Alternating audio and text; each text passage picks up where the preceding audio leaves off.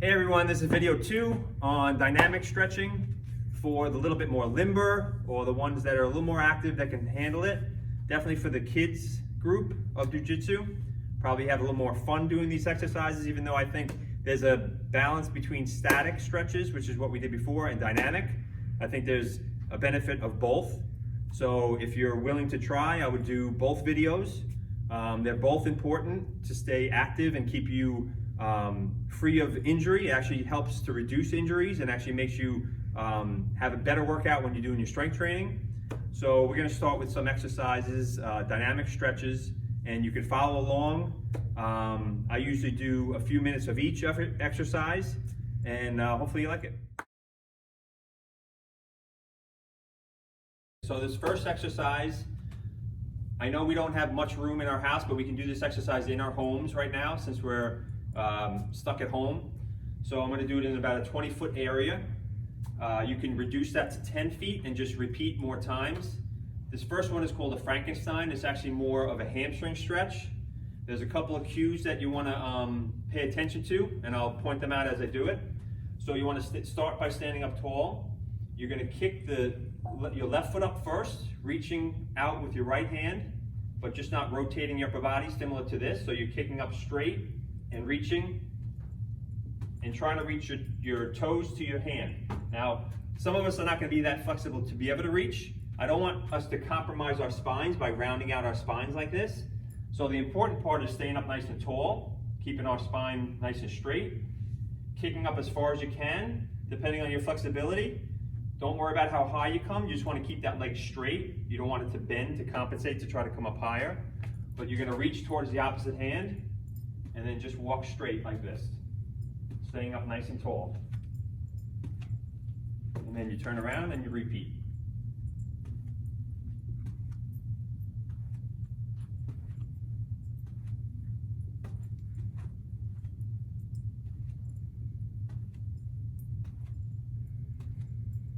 This is dynamic stretching of the hamstring. Make sure if you feel any cramping, you stop and rest. This will also get up your heart rate. You might feel a little out of breath with this. You can take a break in between if you want. I usually do this for about 2 minutes straight with my athletes. Great exercise for your athletes. Again, if you have any orthopedic issues or any pain, you want to make sure you reach out to me and make sure you let me know. I can maybe answer some of your questions.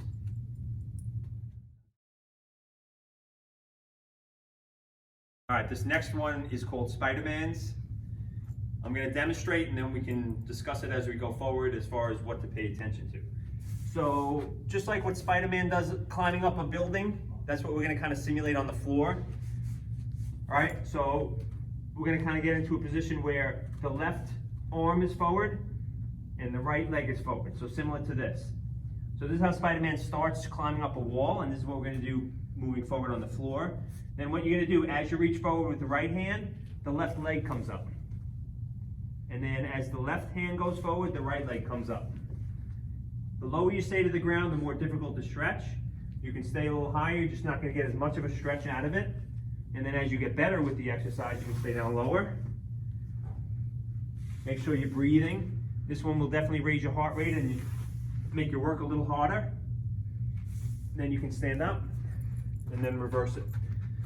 So remember, left arm forward, right leg forward, and then switching. Right arm forward, left leg forward.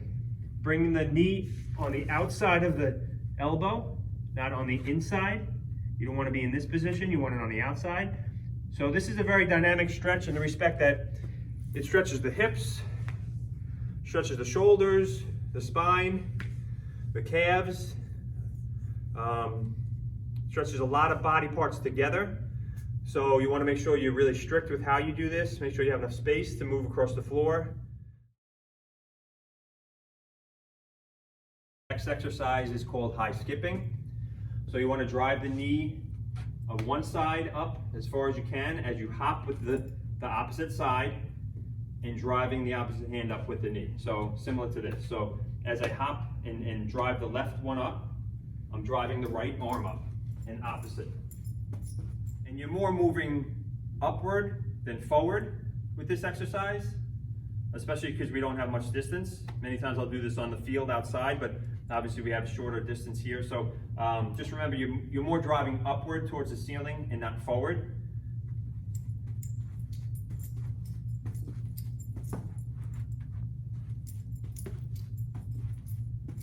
And remember, the opposite arm goes up with the knee.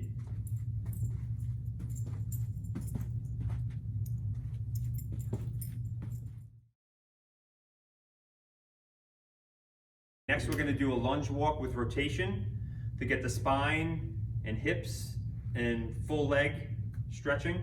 Okay, so you're going to lunge forward, keep your arms out in front. You're going to rotate over that leg that's forward, and then come up to the center. Take a step with the opposite leg, rotate over that leg, come up. Now, once you get the hang of this, you can kind of be a little more fluid with the movement, and I'll do that on the way back.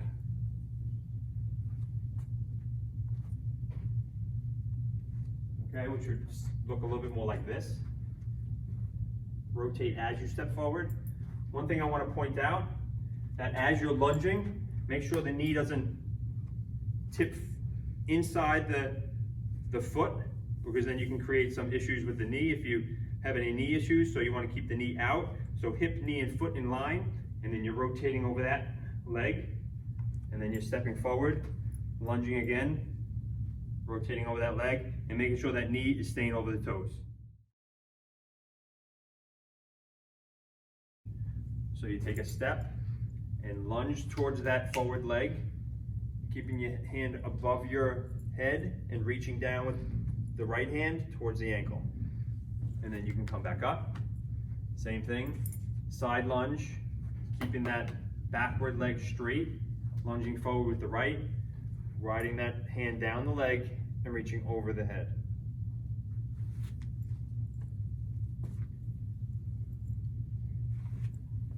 Make sure you breathe. And then we can go the opposite way.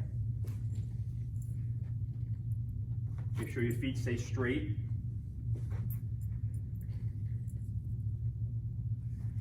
You should feel that through the side of your body, all up in here, in the groin area.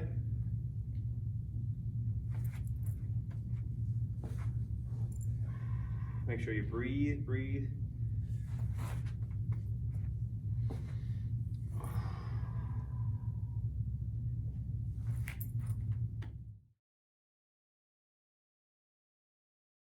Next one is called an inchworm. So you're going to start by standing up straight, arms up towards the ceiling. You're going to slowly reach down towards your feet, as far as you can, depending on your flexibility. Once you come down as far as you can, if you can reach the floor, great, keeping the knees straight. You're going to walk your hands out. Again, keeping your legs straight. This is going to get you more of a calf stretch. Come down so that you're almost in a plank position. Bring your hips to the floor. Then you come back up, almost in a downward dog position.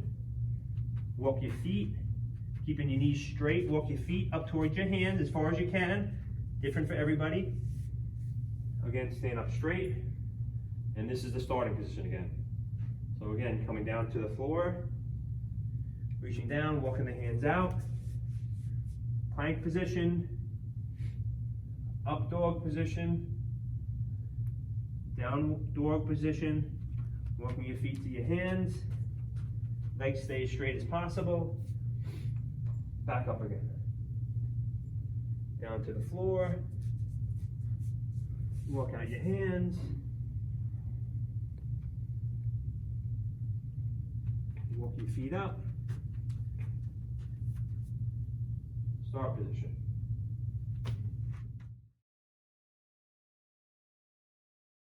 Next few might look very similar for you guys, being that we do it at Jiu-Jitsu. I'm just gonna go through them. You guys have seen these before at the dojo, but I'm just gonna review them real quickly, okay? So for the neck, we'll do neck circles as far as you can, depending on what you can tolerate. I would do about 20 or 30 in one direction, then opposite direction, nice and slow. Okay, 20 and 30, or 30 in each direction. Then we can do shrugs and circles with the shoulders, Okay, we'll go backwards first. All right, everybody's familiar with these at the dojo. These are always our warm-up exercises. Do 20 or 30 one direction, then we'll come forward, 20 or 30 in this direction. All right, then we're gonna do circles, backwards. Again, 20 or 30 of them in a row. All right, then we come forward, 20 to 30 of them. Okay, and the last one is just crossing them.